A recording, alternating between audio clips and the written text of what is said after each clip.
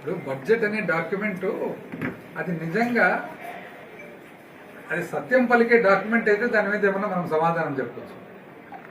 సత్యమే లేని డాక్యుమెంట్ ఏదైతే ఉందో ఇంకా దానికి ఏం చెప్పగలుగుతాం? ఇప్పుడు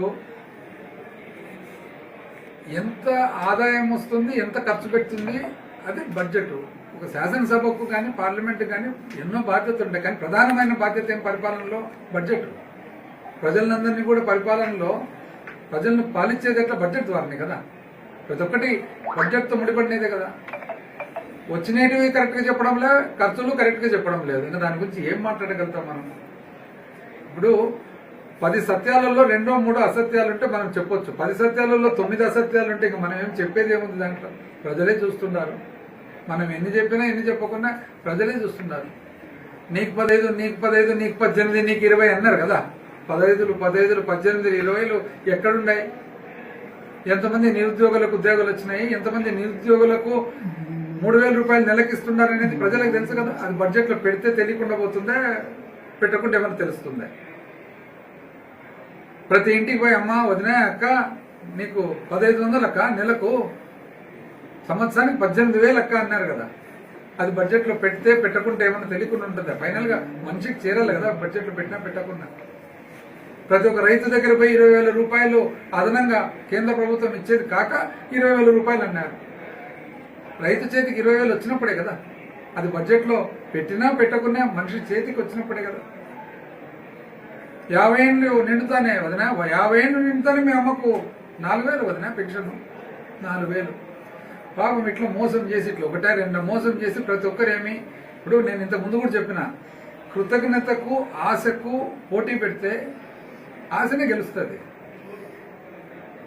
ఇప్పుడు కృతజ్ఞత అనేది ఎవరి మీద ఉండాలా? జగన్మోహన్ రెడ్డి మీద ఉండాలా. ఎందుకంటే చెప్పిన ప్రతి ఒక్కటి చేసినాడు కాబట్టి. ఆశ కూటమి సృష్టించింది.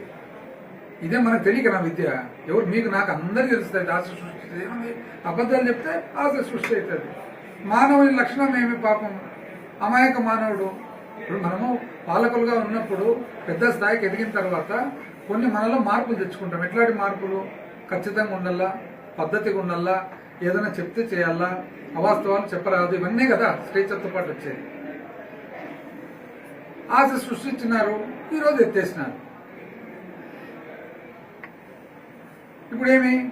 పెడతానంటే ఆశ, కొడతానంటే భయం. రెండు కనుక్కున్నారు అనమాట. కృతజ్ఞతకు ఆశకు పోటీ పెడితే ఆశనే గెలుస్తుందని చెప్పేసి కనుక్కున్నారు. ఇప్పుడేమి? ఎవరన్నా ఏమన్నా మాట్లాడితే భయం. ఈ బడ్జెట్లో పెట్టినా బడ్జెట్లో పెట్టకుండా రైతుకు 20,000 వచ్చిందా? ఉద్యోగం లేని వాళ్ళకు 3,000 వచ్చిందా? ప్రతి మహిళకు నెలకు 1,500 వచ్చిందా? పేరుకు అమ్మఒడి కార్యక్రమాన్ని వేరే పేరు పెట్టి మార్చినారు. అందరికి వచ్చిందా? 100 మందికి వచ్చిందా? జగన్మోహన్ రెడ్డి గారు చెప్తున్నారు కదా, రావాల్సిన వాళ్ళు 23 లక్షల మంది ఉన్నారు, మీరు ఇస్తుండేది 60 లక్షలకు. 25 లక్షల మంది ఎక్కడికి పోయినట్లు? 4,000 రూపాయలు పెన్షన్ పెంచుతానండ్రి. 2 ఏళ్ళు అయింది. ఒక్క అదనంగా పెన్షన్దారునికి ఎవరికన్నా ఇచ్చినారా? ఒక ఇండ్లు ఎక్కడైనా ఇచ్చినారా? ఒక పట్టా ఎక్కడైనా ఇచ్చినారా? ఆ రోజు జగన్మోహన్ రెడ్డి గారు చెప్పినటువన్నీ చేస్తే మీరంతా అనవసరంగా ఇస్తున్నారు అని అన్నారు. అనవసరంగా ఇస్తున్నారని చెప్పిన మంచి జగన్మోహన్ రెడ్డి గారు ఏమన్నారు? పేదవాడిని చూసుకోవడమే ప్రధానమైన బాధ్యత నాది, పేదవాడిని చూసుకున్న తర్వాత మిగతా అవన్నీ వస్తాయనేది ఆయన వాదన. వీళ్ళు ఏమన్నారు? అసలు మీరు పేదవాడిని చూసుకోవడమే అనవసరం అనేటట్లు చెప్పి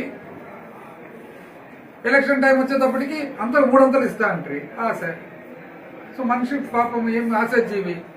పేదరికంలో ఉండే తోళ్ళు ఎవరైనా కానీ బోల్తా పడడానికి అవకాశం ఉంది. మానవుడు కదా. అది కనుక్కున్నారు. ఏమని? ఎప్పుడైనా కానీ మానవుడిని టెంప్ట్ చేయొచ్చులేని కనుక్కున్నాడు. అది ఇది ఎన్నోసారి? 4వ సారి. ప్రజలు కూడా గమనించుకోవాలి. ఇప్పటికి 4 సార్లు అయింది మోసపోవడం. ఇంకా బడ్జెట్ ఉండే ఈ 4 సార్లు మనం పెద్దరికంగా రోజు మీటింగ్ పెట్టి మోసం చేసేటప్పుడు ఇంకా బడ్జెట్ అదొకటి లెక్కన. సార్, టీటీడీ దేవస్థానం చైర్మన్ మీద బహిరంగ లేఖలు చూపిస్తున్నారు మీ వైసీపీ పార్టీ వాళ్ళు. ఎంతవరకు వాస్తవాలు ఉన్నాయంటే? వాస్తవం అయితేనే కదా చూపించేది. వాస్తవం కాబట్టి నేను ఒకటి చెప్తానండి, మా పార్టీ తరఫున ఏదైనా వచ్చింటే మాత్రం ఎప్పుడు కూడా అది ఖచ్చితంగా ఎవిడెన్స్తో పాటు ఉండనే వస్తుంది. ఎందుకంటే ఫస్ట్ పాయింట్, జగన్మోహన్ రెడ్డి గారు ఒప్పుకోరు ఇట్లాంటివన్నీ. ఆయన 1కి 10 సార్లు చెప్తాడు. మీరు ఏం మాట్లాడినా కూడా 1కి 3 సార్లు చూసుకోండి, అది కరెక్టా కాదా అని. కరెక్ట్ కాకుంటే మాట్లాడొద్దండి అని ఫస్ట్ మాకు ఆదేశాలే పైన నుంచి ఆ విధంగా ఉంటాయి. కాబట్టి అవాస్తవంగా మాట్లాడేది అనేది అసంభవం. కాకపోతే వాళ్ళు లెటర్లతో పాటు చెప్తున్నారు కదా, ఆయనే ఒప్పుకున్నాడు, చైర్మన్ ఒప్పుకున్నాడు కదా, తప్పేముంది?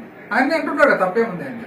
ఇంకా తప్పేముంది అని ఆయనే చెప్పేటప్పుడు ప్రజలు అది తప్పే ఒప్ప అనేది ప్రజలు చెప్పాలి. మండలిలో అసెంబ్లీ మీద తిరుపతి లడ్డు మీద చర్చ జరగనివ్వట్లేదు. దాన్ని మండలిలో చర్చ జరగట్లేదు. లడ్డు విషయం మీద చర్చ జరగనీయట్లేదు సార్. హెరిటేజ్ దాని మీద చర్చ చేస్తుంటే జరగనివ్వట్లేదు అసలు. అంతే కదా, మళ్ళీ పారదర్శకత ఉండి అన్ని బాగుండి క్లారిటీ ఉంటే జరపచ్చు కదా. వాళ్ళే కదా మొదలుపెట్టినది వాళ్ళే, కర్త కర్మ క్రియ మొత్తం స్క్రిప్ట్ రైటర్లు వాళ్ళే, హీరోలు వాళ్ళే, విలన్లు. మేము ఎక్కడ చూసినాం ఇట్లాంటి స్టోరీ. వాళ్ళే స్క్రిప్ట్ రాసినారు, వాళ్ళే దర్శకత్వము, వాళ్ళే ప్రొడక్షను, వాళ్ళే హీరో, వాళ్ళే విలను, వాళ్ళే జోకర్, అన్ని వాళ్ళే. ఇంతకుముందు ఒక ఆయన సినిమా తీస్తుంటాడు, మొత్తం ఆయన ఆ టైప్లో ఉంది ఇద్దరు మొత్తము.